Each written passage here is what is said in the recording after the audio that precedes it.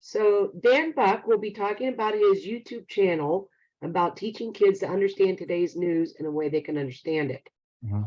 Little News Ears is a video show for parents, teachers, and anybody who wants to learn about the news in a simpler way. Far from a kiddie show, it was made for kids and adults who want to laugh. Little News Ears hits the big issues in news with sensitivity towards different points of views and aims it to be positive, inspiring, challenging, funny, and educational, but it is sometimes quite different than typical media for a 4-year-old and up. So complex concepts are broken down, and it's designed by educators in the vein of Fred Rogers teaching children about the Kennedy assassination. She did. I'd like Yes. to introduce you to Dan. Yeah. So it's a pleasure to be here today. I'm basically going to just tell you a little bit about what I do, and I'm going to just answer any questions.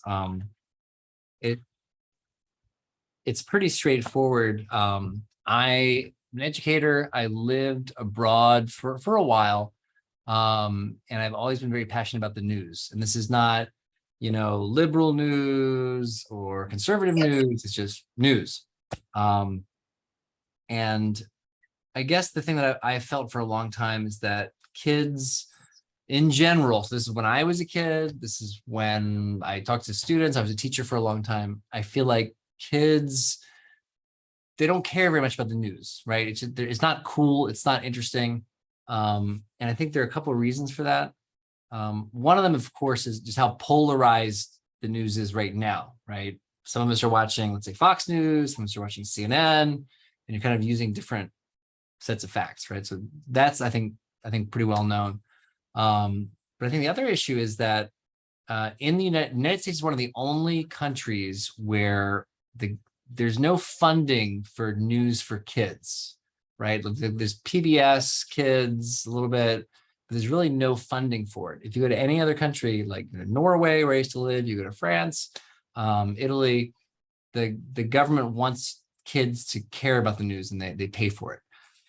So what we have here in general is we have like scholastic news, and I love scholastic news, but I've always felt, to be honest, that a lot of the news we have for kids is a little vanilla.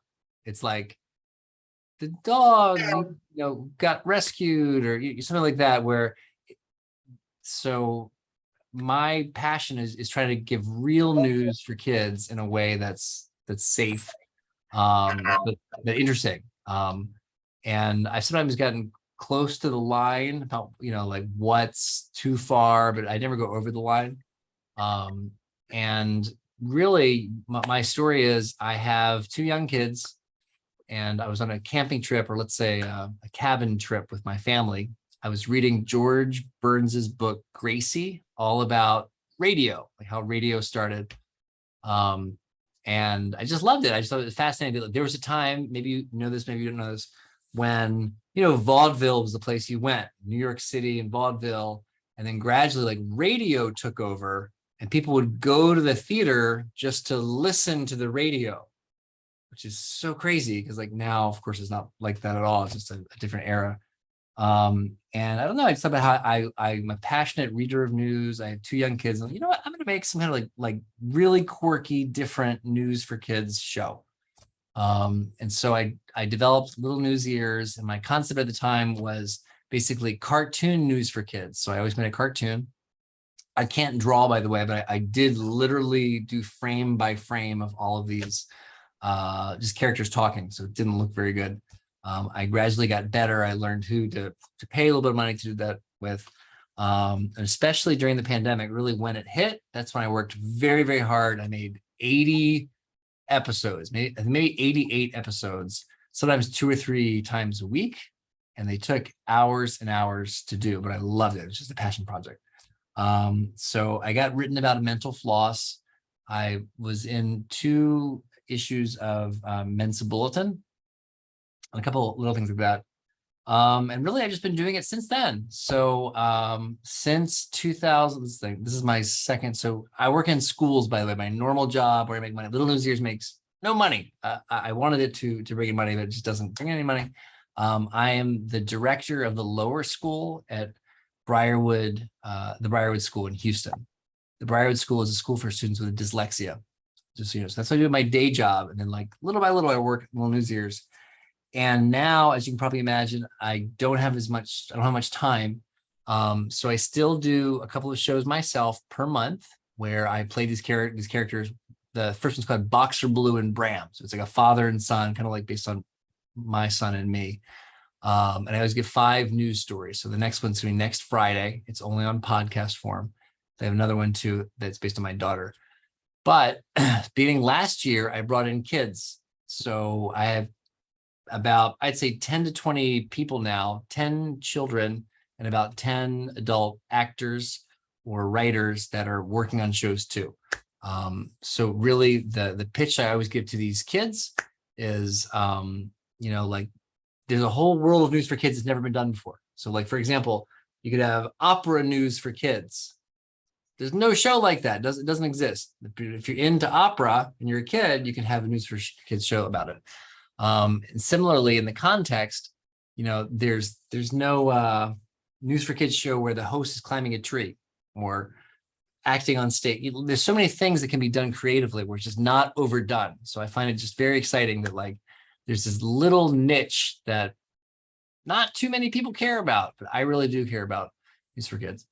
And I guess the last thing that I want to say before I'll take questions. I've just begun a new project. I have a technical co-founder with me. We have a website called mightynews.org. So it's still in like beta mode, but you can check it out. And really what it aims to do, because this does not exist, there's no search engine for news for kids. So if you go to Google and you type news for kids and let's say Trump or Biden or Russia or whatever, you'll find maybe like Scholastic News, maybe Newsella or Newsela. You'll find Time News for Kids, but you won't find all these podcasts. So there's podcasts out there that do news for kids. They're bigger than me. And I'm really passionate about bringing this project together. So my co-founder and I, it took me months to find him. His name is Tristram Tuttle. You can check out the website. It does exist. I would love to just hear any of your feedback about it. It's not yet as great as we want it to be. But our plan beginning in a month or so is to start giving like basically like democracy for kids presentations for schools, where we'll talk about just all the things you can do to just make sure like our democracy is there. So for example, in my school, I've started a student government. So the Briarwood School has never had student government in the lower school, elementary school ever.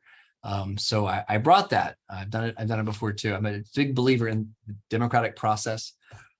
And so I plan to have a little free webinar where I just teach like simple things you can do in your schools to just bring democracy, to get kids to care, to get them to do public service, to get them off their devices. And of course, I'll mention mightynews.org in the presentation too. And my co-founder is just as passionate as I am. He's technical. I'm not. I think I'm pretty technical for my age. I'm not bad at doing things. I'm in my late 40s. But there's stuff that I just can't do. So I need a technical co-founder. And so that's really, I guess, my story. Every week I make at least 2 episodes, maybe a video show, maybe a podcast. Like I just posted one yesterday. It's sports and science for kids. It's a podcast on Little News Ears. And that's my story. And I'm happy to be here, and I'd love to answer any questions. I don't know if you all care about news for kids, but I do. So I would love it if you would subscribe to Little News Ears or check out Mighty News, or tell others. Dan, actually, I have a couple questions. Absolutely. And I was wondering if maybe we could view one of your videos. I was going to share it if you don't mind. Yeah, of course. So you have both the podcast and the YouTube channel, correct? That's correct. Yes. So what's the link for the podcast? So Is it that, depends on it depends on which platform you use. So it's on all major platforms. So if you use Apple, just type in little news ears in quotes. If you use Spotify, same thing. It kind of just depends on what you use. oh, so it's still the same name. It's still the same name. Yep, it's the exact same thing. I used to have a website, but I just gradually was like, you know what, like, there's no reason to have a website. Just like a YouTube, and I have a podcast. I don't know which video you would like to see. I could, if you give me a moment, I'll try to find a video to watch. Okay, because I don't know how long your videos are. I would say Yeah, the yeah, one you just posted yesterday is only about 8 minutes, 9 minutes. right. So it all depends. I would say We these want days, so sorry, so we want something funny. something funny. I think for something funny, honestly, what I would post, what I would share is my original vision was my characters grow and get older every year. So like these two characters, Boxer Blue and Bram, they get a year older every year. And I was going to make a new set of characters for each age. That was my original vision, and it got just too complicated. And I ran out of time. But so my first show was called Boxer Blue and Bram, right? And then when that was season 2, I started a show called Cherry Bird Cow. And that is a very funny show. The actor that does it is a super talented guy. He does 3 voices, and it's often very funny. If you want to hold on for a second while I find you one, I can do that, or I can just share it. Well, whatever you prefer.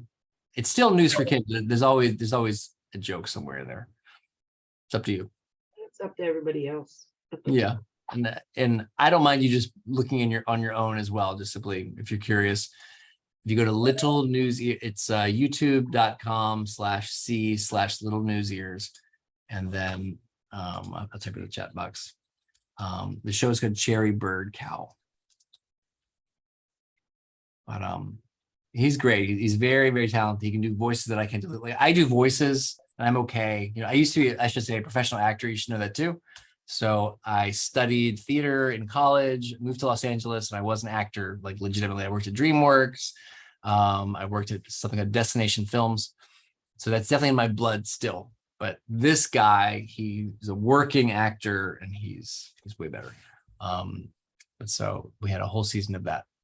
So that's cool. It's good. Again, that's just called Cherry Bird Cow. There's just a lot of content. It's basically like, in a way, I'm a little network. So it's hard to just like, if I said NBC, like show me what NBC is like it's hard because there's so many different shows. You know, I'm not NBC, but you understand. Well, I was going to see if anybody else had any questions first, and then we can look at one of your videos. Sure. They're not all funny, but Well, they don't have to be. I just the ones that I produced, I always try to have at least one joke for adults in there. So now, what age group would you say your target audience is?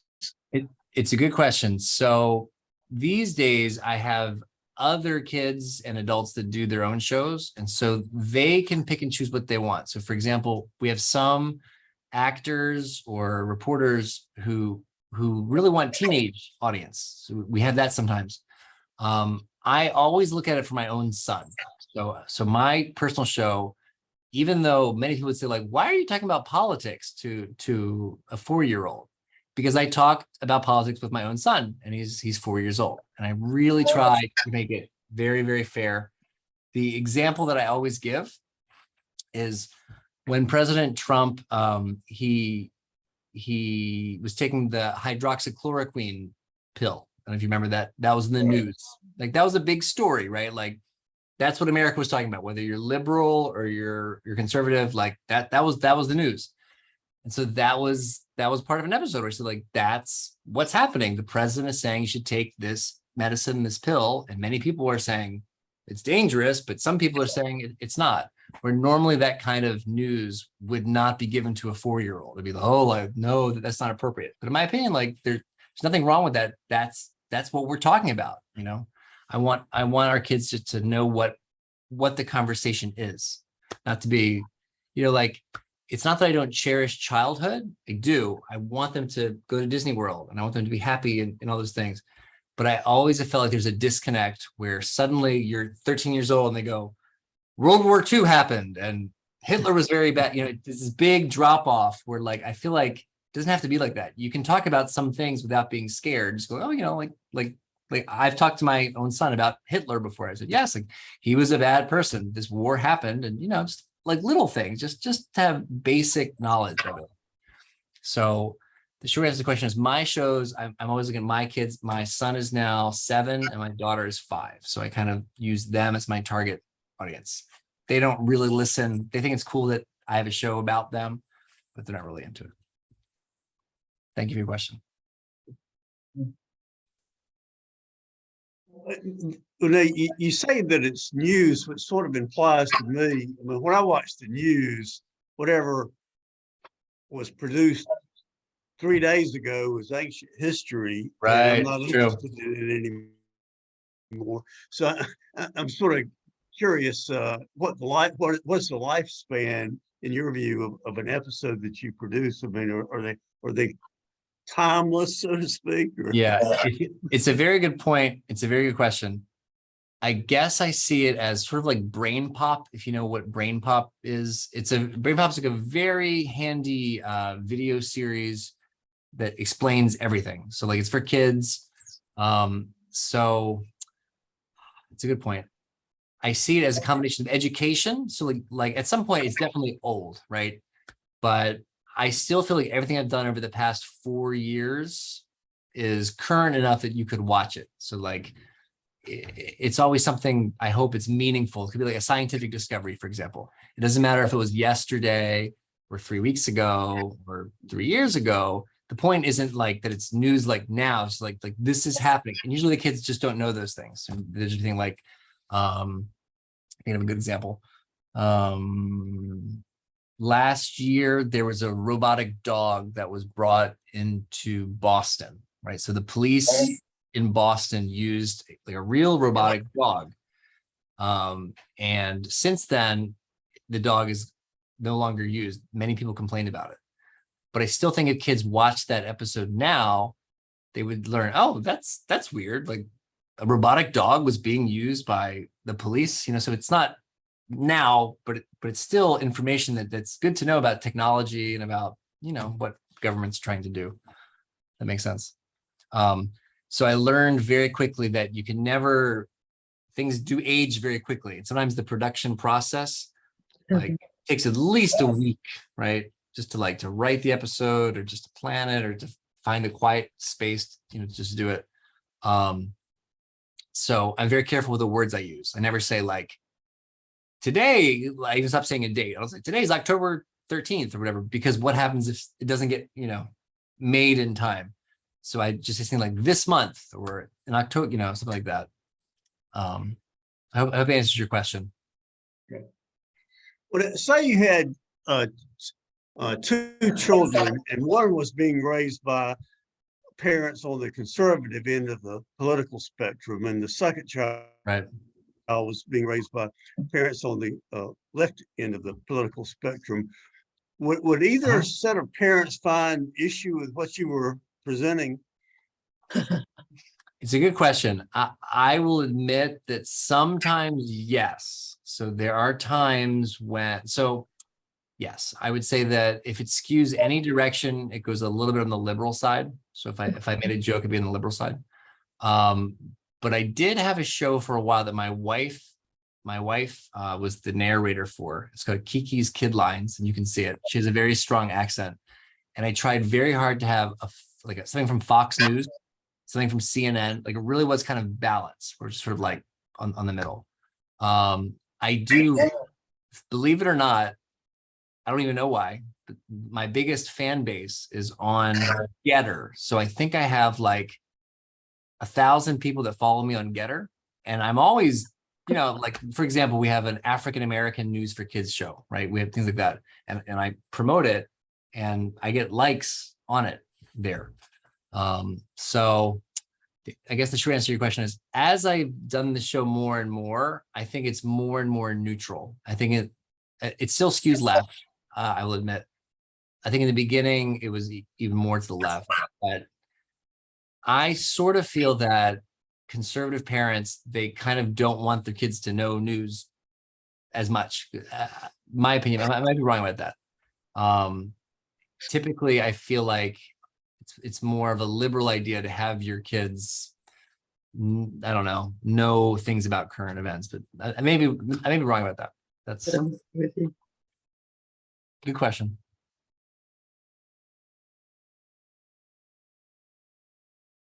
Anybody else? Do you have, I have an 8-year-old grandson who's part of a homeschooling group of about 7 children of a similar age. Oh. I presume your episodes would be excellent for such a group to watch as a group. Absolutely. So my issue is I just want more writers. I want people to make more shows, but for 8 years old, no problem. So my dream would be my own school here for them to be into it. So yes, there's shows for everybody. It just depends on, it's all about getting interested in it. Right. So if you're listening to the podcast, the one that I make myself, it's always about, I think, stuff that kids are interested in for sure. I try to make it funny. Sorry. Some of the other shows are, you may not be interested. So for example, there is there's a woman, she's from the Philippines, and she does a show called Little Jade Tree News. And so it's all about Asian American news for kids. So she's lived in the US, but she lives in the Philippines now. And she's really into it, but I don't know if every kid will find it interesting. So you probably find it interesting if you're Asian American, just like you choose when you watch on TV, you pick things you want to watch. So, but I definitely think 8-year-olds could learn from the show for sure. I'm subscribed to something called Good News Network. Have you ever heard of that? Yes. So Good News Network is one of the things that we are searching for on Mighty News that I told you about. So I love learning about all the different news for kids. I do know the Good News Network. It's very heartwarming stories, and they're always very interesting. There was a time when I did a show for like 2-year-olds. Like, it was kind of silly, but like just like really like basic. And I always went to Good News Network. Yeah, their stories are things about, well, I think today had one about recycling solar panels. No, that's cool. They're always neutral. Right. I have stopped watching TV news for exactly that reason. Every night there's going to be 4 automobile accidents. There's going to be, I'm in Charlotte, there's going to be some shooting, Sure. and cherry bird cow. And I'm over it. I don't want to hear about the shootings and the car accidents, even if it's a 4-car pileup on the interstate. I get it. So I really enjoy the Good News Network. Yeah. Maybe one day there'll be a market for like that on a major, on one of the networks. Yeah, as it is now, so. I doubt if they have that many followers, but I really enjoy it. Yeah, it's great. I like it too. Yeah. Sure. I'm very interested in your dyslexia school, though. How did you happen to get into that? Are you dyslexic? I'm not. So that's a really good question. I was a 4th and 5th grade teacher for a long time, and I lived abroad, many different countries. My son was born in Morocco. My daughter was born in Albania, just to give you an example. Yeah. And then I ended up working in a French school near New York City. So if you're familiar with Hoboken, New Jersey, it's like right across from Manhattan. Okay. And so I became the head of school there. And then basically I didn't like the environment very much at the school. I just kind of wanted to change, and I kind of just wanted to go anywhere as long as it was a leadership position. And I applied for a couple of schools. I interviewed in schools, and it was just the right fit. And I had zero experience with dyslexia. That's the one area that I'm working on. I'll always work on. But I think they kind of hired me because of my just philosophy and ways to do it. Like, I'm very collaborative. As an example, we had just today, we had so these are pumpkins that were designed by kids for a contest. And my predecessor would never do stuff like this usually. So it was a Wow. student government Halloween party. So that's where this came from. And it really was like messy and crazy, but it was their idea. Yeah. Them. And so obviously I helped them a little bit, and there are many adults there to make sure it's safe, but like it was just like their plans. They wanted to play dodgeball. So we played dodgeball with glow sticks. Yeah. They wanted to like push themselves on these little scooters. So we did that. So my background is in that type of thing. I'm a big fan of destination imagination. If you've ever heard of that. Do you know Destination? I haven't. So No. it's kind of like a creativity Olympics. But I love the pumpkin. Very cool. Wow. So Destination Imagination is kind of a creativity Olympics, and it's all about the kids have to do all of the work. So it's not allowed for the adults to give any ideas, not allowed for them to make anything. So if a child is, let's say 7, usually it's for older kids, but they say, I want to make a table. Like we need to make a table for this challenge. The adult says, okay, how do we do that? Like you can teach them how to build it, but they have to actually build it. And it's like, it's pure. So like in real schools, you rarely can do that because you always have time. I love it. And I fully understand what you're saying. I'm a big fan of Maria Montessori. Oh, right. Exactly. The Italian educator that had them, Now I'm very familiar with dyslexia. I have learned as an adult that I was that I am dyslexic. Mostly from reversing phone numbers, but wow. I was very lucky that I did not have problems learning to read, though, because my older sister had polio when I would have been in first grade, and the health department would not allow the siblings of children with polio to go to the public schools. So we had itinerant teachers come in and teach us one-to-one. Wow. And so right at the point where a young student needs the one-to-one, Anyway, I grew up, both of my sons are dyslexic, and they don't even use the term anymore. Now that syndrome is called ADHD or ADD. Sure. But I remembered when I was working with the Charlotte Area Literacy League, we would sit down a new student the first time we met with them, and we would teach them that problems with reading have nothing to do with IQ. That even the definition excludes retardation. And then we would start hauling out the names of famous people that, like Einstein was dyslexic. All of his journals are in his wife's hand because she was a physicist too. But he did not read and write well enough to write it down fast enough, so she would write it down for him. Wow. And Nelson Rockefeller, who was vice president of the United States, no matter what your political leanings are, he was not dumb. Right. But his family had enough money that even all those years ago, they paid for a note taker in class, and they paid for oral examinations. So for oral testing in all of his college courses. So he did graduate and did quite well by himself. So the first thing we would do was teach the students that they were not dumb.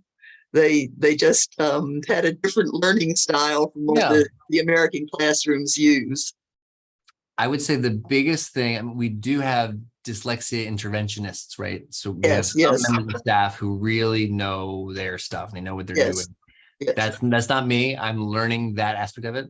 But I say what we really do very well at the school is people, they feel like they belong here. So like they've been in a public school, they have dyslexia or dyscalculia, and they're just miserable. Like they don't have the confidence, they're getting bad grades. Everyone's like, what's wrong with you? Being bullied. Yes. And then everyone here, it's like a level playing field. Like no one's going to make fun of somebody because you have to have a diagnosis just to be here. So it's just a really great community. So usually after a year or two, they get that confidence back and they're just like pretty happy kids again. Yes. Yeah. I love it. Thank you. Good question. So what's Getter? So Getter is like Twitter, but it's very conservative. So it's like so I would say the most famous, there are probably hundreds of them, but the most famous ones that I know of are called Parler, and you might have heard of what's it called? Truth Social. That's Donald Trump's company, and then Getter. And so they're just like basically it's like Twitter. Let's say you just go there, you just say stuff. Like you just. But would you mind spelling that? Yeah, sure. Can I type in the chat box? Would it help? Yeah, sure. Yep. So if you Google Getter like that, I've never heard of it. Yeah. So and you've heard of Parler. That's now owned by Kanye West as of like last week or something. Okay. And then there's Truth Social. So I've always been a big guy, like I'll just put my stuff out anywhere. And if it's controversial, great, I'll get some publicity. But it doesn't happen. People rarely get angry or anything. Like I could. I've pushed some buttons, but it doesn't work. I haven't heard of any of those, but I'm an old fogey.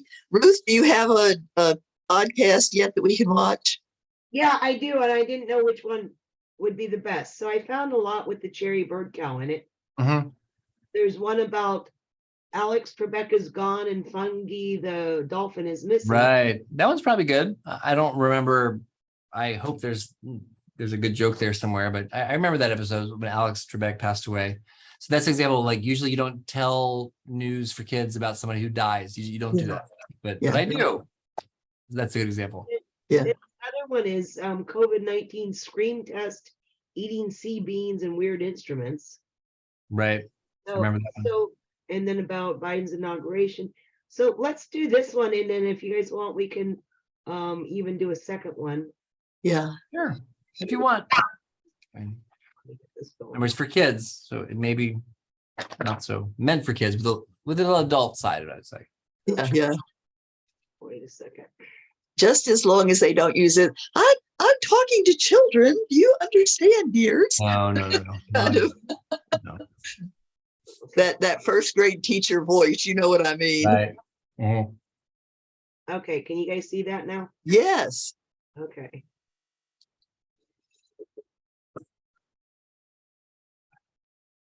I think you might need the volume up. There should be volume. Oh, can you hear it?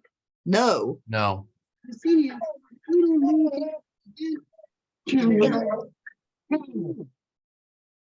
Are you four? I am. My name's Winston, and I'm a great cowboy. And I'm Mensa. You still can't hear that? Of paradise. No, well, now we can hear it. Ruth. I'm Winston's dad. Dude, actually, you're his grandfather. Technically, we're father too, you know. And I love you. I'm Felix. Or Jerry. Is that possible? We live in Ataraxia, California. Wow, it's like a commune. It's not a commune. We're working on a newspaper that we're putting on all bathroom stalls around the world. News on every bathroom stall. The toilet paper. Get it? We're Jerry, Bird, and Cow.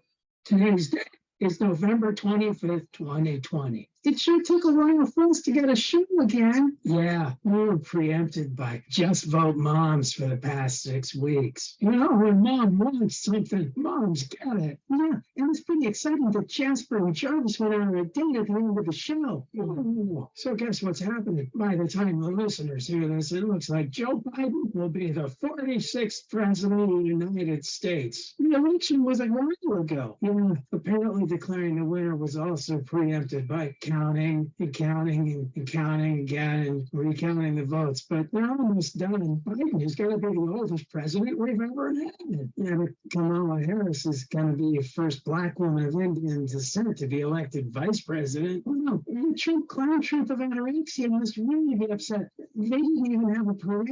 Oh, you listeners, we're not making fun of Trump supporters in anorexia. They're literally called the Trump clown troop because they dress up like clowns with Trump wigs. They're kind of like cheerleaders. It's their thing. It's usually a really great parade. Yeah, but back to Kamala Harris. That's pretty awesome being the first female vice president. Take that, Canada. Yeah, we're the first to have a female leader. The current deputy prime minister of Canada is Chrystia Freeland.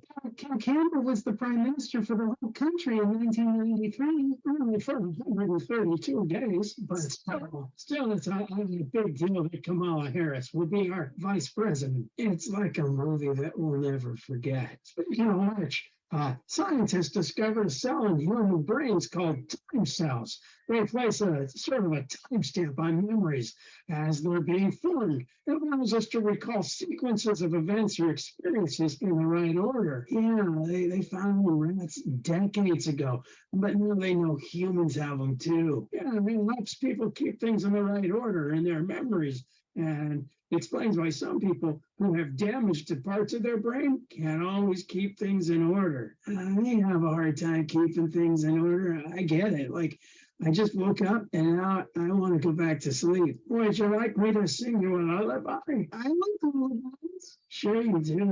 We all do. As a matter of fact, there's a story about that in the news too. There's a story that I like lullabies. There's a study that showed babies love lullabies and they don't care much about where the songs came from or what language they're sung in or even who sings them. Yeah, when babies heard lullabies, their heart rates went down, their pupils got smaller, their skin electrical activity decreased. In short, when they heard lullabies in whatever language and from whatever culture, they relaxed. Maybe someone should sing a lullaby to the Trump clowns. Dude, that's a great idea. I wish I'd said it first. You probably didn't because you have trouble doing things better.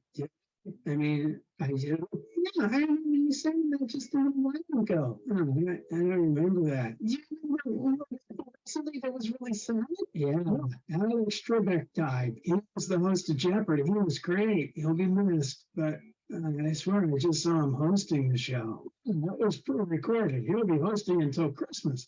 He wanted the shows to air regardless, and the producers agree. It's kind of nice to still watch him. And speaking of Jeopardy, Fungi is missing. A dolphin? Who? Fungi. He was the Guinness World Record title holder for the longest solitary dolphin. He hasn't been seen for a while. He's sort of celebrity in Ireland for like 37 years, and now they can't find him. They're expecting the worst. I can't even find Ireland. Ireland is in Western Europe. It's bordered by the Atlantic Ocean, the Irish Sea, and the Celtic Sea. It's not far from location 22. I sure hope they find fungi. Maybe they could check location 22. Maybe you're not looking in the right place. You never know what you can find if you look. Why are you looking at me like that? Because I found this in your room. Whoa, that's a Trump clown costume. Hey, that's not mine. Yeah, that's gotta be someone else's. Okay, for free. This is totally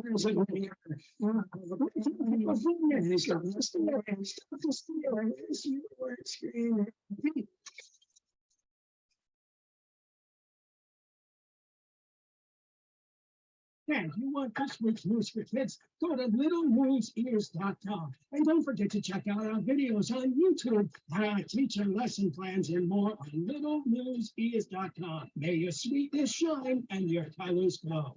Sources for today's show include the New York Times and NPR.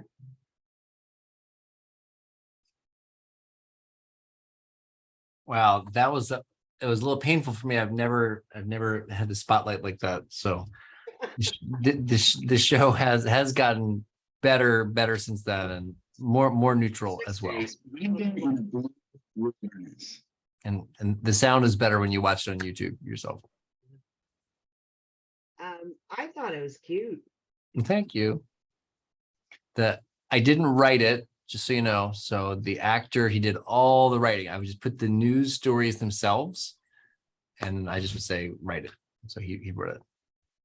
Well, Thank and you. I thought it was informative too, that it was for the most part pretty impartial. Like even with the Trump clowns, I never even knew of those. Though he did make a few jabs at them, but other than that, I thought, it was a lot of news in a short amount of time. But geez, I didn't know about some of that myself. So I thought that was nice to Yeah, hear them reported. that's kind of where it comes from, is that I do read a lot of news, and I think that there's just so much stuff that even adults don't know. So there's a perfect example where, like, if you don't regularly watch the news, you don't like it. Like, my goal for the show is that even adults would find, like, maybe not that particular one or whatever, but just like, I don't know, digestible, interesting news that's different. That's kind of been my passion. And that was like one of your very first episodes. I think That was the third maybe episode for Cherry Bird Cow. yeah, it was the fourth one. Fourth one, sorry. Yeah.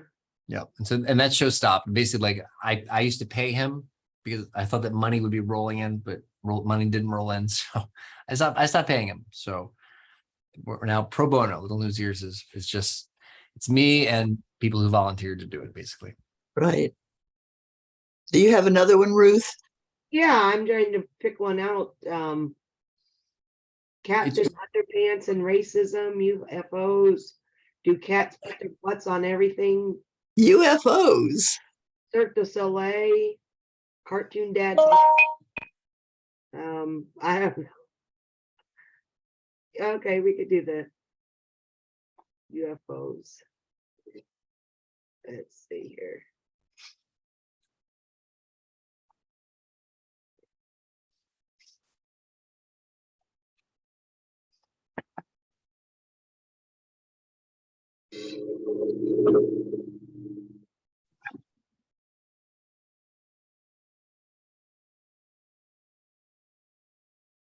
It's weird though. There's sound that should be playing even right now.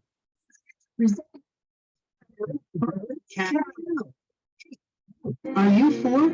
I am. My name's Winston, and I'm a green cowboy. And I'm Enzo, part superb bird of paradise, part man, and I'm Winston's dad. Dude, actually, you're his grandfather. Technically, I'm your father too, you know. And I love you. I'm Felix, part boy, part cherry. How is that possible? We live in Ataraxia, California. Wow, it's like a commune. It's not a commune. We're working on a newspaper that we're putting on all bathroom stalls around the world. Here's on every bathroom stall. The toilet paper. Get it? Cherry, bird, and cow. Today's date is April 27, 2021. Morse code day. I love Morse code. I learned Morse code to talk to my friends in school. Dude, it's been used like in wars and communication and a lot of movies with spies. Yeah, and maybe we should.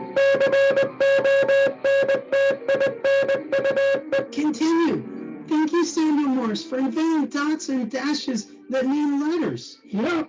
You can use beeps or taps or lights. Hey, what does 4 lights mean? Dude, like dots or dashes. Yeah, because that's what Morse code means. Dots and dashes combined in different ways to make letters. No, just 4 lights, like I saw in the sky the other night. Dude, that may not have been Morse code. That may have been UFOs. That's true. There have been a lot of sightings during the pandemic. Dude, what was that? UFO. Listen again. It's dot, dot, dash. That's you. And then dot, dot, dash, dot. That's F.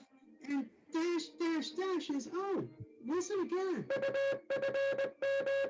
Oh, but it's true. Sightings in places like New York have doubled the previous years. Well, a lot of people moved away from cities to areas with less pollution from city lights so they could see the sky. And they're seeing unidentified flying objects, UFOs. Who knows what they are, dude, but they sure aren't recognizable as typical things in the sky.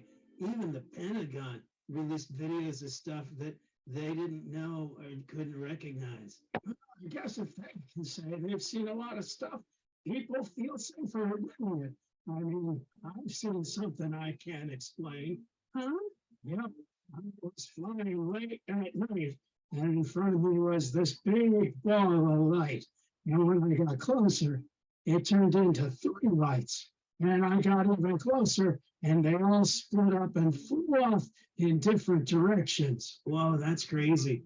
But like, we shouldn't be afraid, even if they are aliens flying them. Right. We need to make sure people understand we don't mind aliens. No, I kind of like the idea of aliens, even if they aren't from Earth. I like them. Yeah, I like aliens a lot, regardless of where they're from. Dude, I wish I knew some aliens. They seem like very cool people. All right, what's going on that you guys are making it so clear you don't mind aliens from outer space? Well, like in case someday in the future, if they land and take over the world, they won't be mad at us for being alienists. Alienists? Yeah, it's kind of like being a racist, but not liking outer space aliens. I mean, if in the future someone misinterprets what we say, the toilet paper could get canceled. Oh, you read about Captain Underpants. Yeah, dude, and Dr. Seuss. Well, Captain Underpants was trying to showcase diversity, equality, and nonviolent conflict resolution. Yeah, and it turns out it was unintentional and passive stereotypes. And they said that kind of racism is harmful to everyone. That's what the author wrote in a statement and read it on YouTube. Yep, and that author is Dave Pilkey, and the book, The Adventures of a colorful caveman from the future. Yeah, but not far enough in the future to be woke, I guess, not being aware of what could be offensive. Yeah, even Dr. Seuss got in trouble and they stopped printing some of his books. Because they make stereotypical comments that were offensive. Dude, what was that? That was racism. Maybe we shouldn't be in charge of changing the language. Dude, maybe that would be safer. Let the government decide. Yeah, like the government decides and owns everything. And they make sure people are treated equally. No one has more money than the guy next door. Dude, that's like communism. Yep, the government owns most things. No McDonald's or other profit-making companies.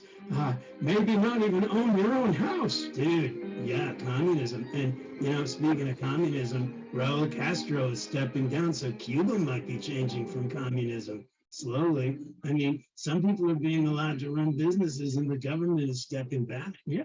And now Cuban President Miguel Diaz-Canel is the most powerful position of first secretary. Dude, change could definitely be afoot. Like social democracy, like Bernie Sanders and AOC want.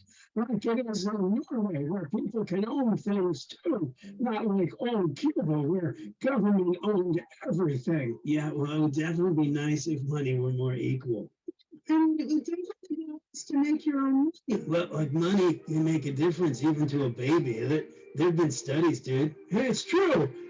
They found subtle differences in the brains of babies in poverty and babies that aren't. Wait, do you mean that babies with more money get better food and have better education? No, it's more than that.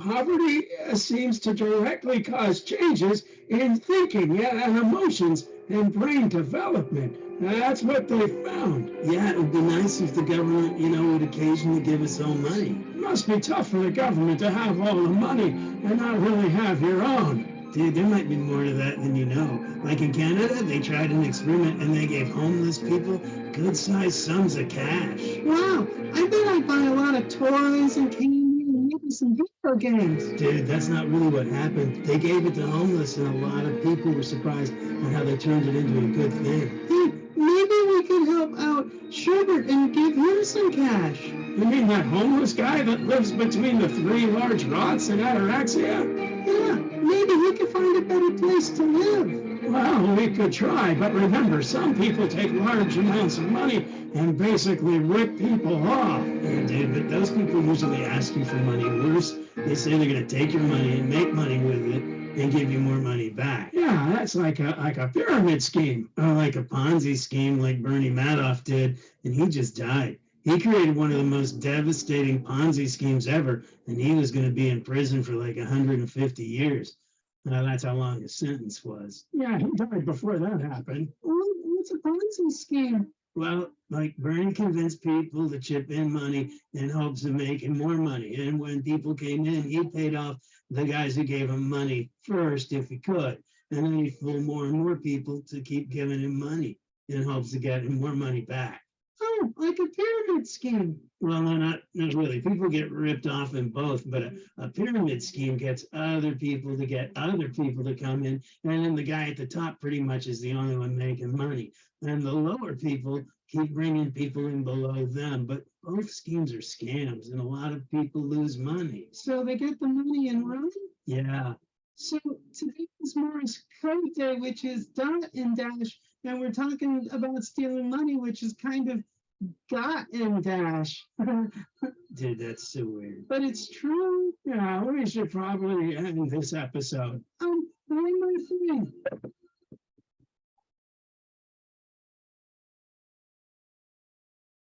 Okay, I'm gonna give you a riddle, and then I'm even gonna tell you what the answer is, but you've got to figure out the answer. If you can, let us know. What do you call it back when you take away an ear? If you can't send an email, have an adult send an email to dan@lne.news.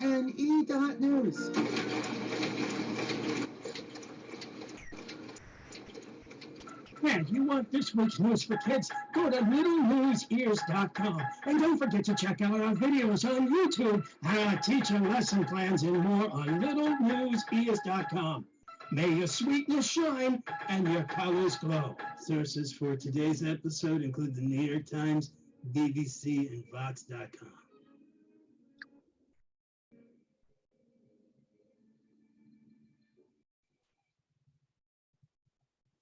So I remember when when that episode came out, because number one, I wanted to know the difference between a pyramid scheme and a Ponzi scheme. I didn't know the difference. I still don't remember the difference, to be honest. But I asked the writer or the actor to explain that. And I remember explaining to my son just like what a pyramid scheme is, knowing that he's not going to remember that. Like it's too hard for him to get. Just the idea that like it's wrong to do that. It's wrong to like, ask for money that you don't have or whatever for something that's not real. Like that's wrong. So that was kind of my logic. Makes sense. No, I thought that was good. Well, I'm not sure all pyramid schemes are scams, but all Ponzi schemes are. Right. But no. So just for the rest of you, so that is just two of the episodes that feature those characters, Cherry, Bird, and Cow, and he's Right. got lots of other episodes. Because I think you're on season. I don't know what season you're on. Season 3, season For 4 which show? for your little news ears. Oh, so Little News itself is its 4th season or 4th year of existence. Yeah. Actually, yeah. So the show that I do, Boxer Blue and Bram. So the next episode is next Friday. It's season 4. By the way, I thought of something that you might want to watch for just 2 seconds just to see it. If you go on YouTube, you'll see there are live recordings. So I record myself doing the voices before I make the thing. So like you can see that too. You can see me like I just did it 4 a.m. on Monday this week. So Oh, I see one that says Dan Buck records Dragon Ranger Owl. exactly. Yeah. Yep. So you don't have to show it, but you can see it. What I do. Basically, I don't make a lot of notes. I just have the news that I want to share and try to just make it funny. That's it. It's usually very spontaneous. Yeah, no, I think it's cute. Like I said, it brings up even stuff that I wasn't aware of or could think Yeah, of. that's. I'm just trying to get people to care more, especially kids. I just want them. I don't know, to not to be passive about. These are real things that are interesting or weird or funny. There's another show that I have called Queen Xena's Weird and Gross News. So just the really weird news or the really gross news. Like, it's a similar format. A British friend of mine does the voice. So that's something that you could watch at some point as well. Yeah. What was my question? I'll write in the box. I would like to hear one of the most recent ones. Okay. He just posted one on Monday. Yeah. So the only videos that I make now, they take, so the one you just now saw, that probably took 3 hours just to like put all those little clips together, even though it's very crude, it still took 3 hours. I just don't have time for that. So now I just make a very simple video show every 2 weeks called Paxton's World Kidlines. It's not really funny. It's just like headlines. Yeah. But so I think the most recent one that would be of me, it would be a podcast probably. Yeah. So nothing to watch. But if you want, I can show one of the, let's see, This one is Little Jade Tree News. Yeah, I think that was not so enjoyable. Yeah, and Um, then this one is Telegrams Are Cool. That's the most recent Paxton episode. And so, but it won't be very funny, but it's very recent. It's from last Sunday. Yeah, So every 2 weeks. it's a short one. Nancy, do you want to see that one? That's the most recent one.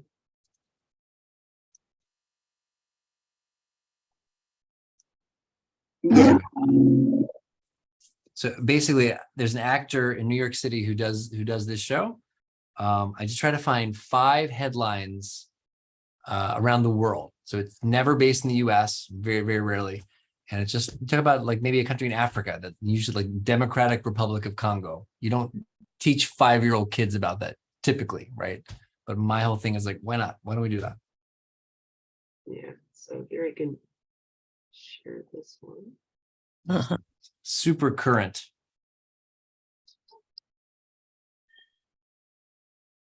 $11 views. Woo! So many. Hi, boys and girls. This is Timmy Ong. This is my 97th episode of World Cat Lines with Paxton, and the 100th will be my last. I hope you enjoy the countdown with me as we learn about cat lines around the world.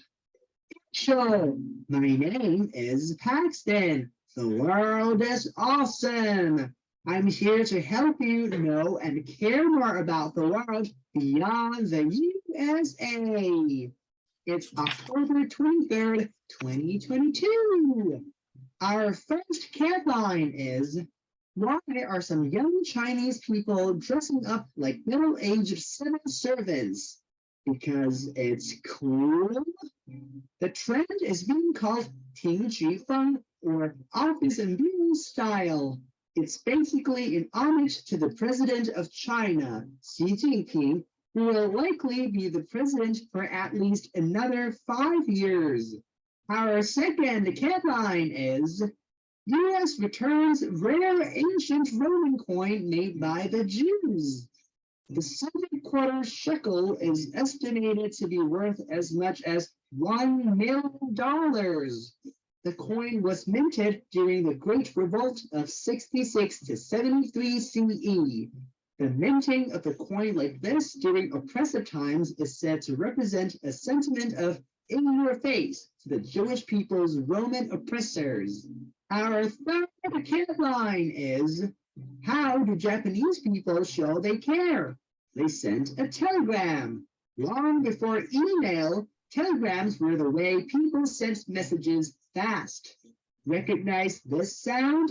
It's the sound of a telegraph. Old-fashioned, right? Not in Japan.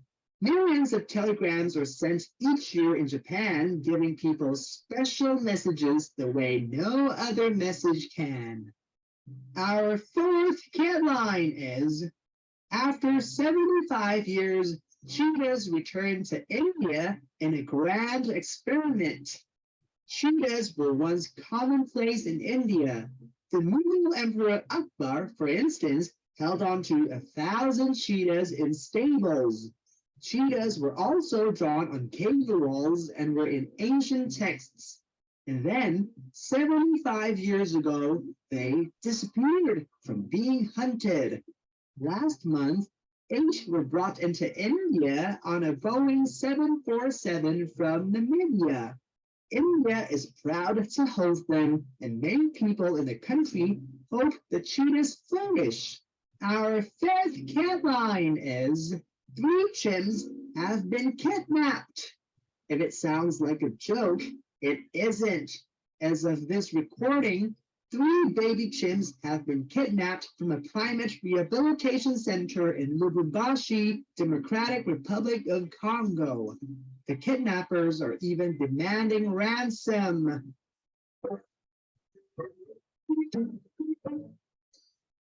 And our question of the day is, telegrams predated email. What predated telegrams? Is it A, letters, B, instant messages, or C, TikTok messages? And the answer is B. Let's Potato Telegrams. Thanks for listening to World Headlines with Paxton. There's lots more news for kids streaming on our YouTube channel. We're also on major podcasting platforms. May your sweetness shine and your colors glow. Sources are the New York Times and CNN.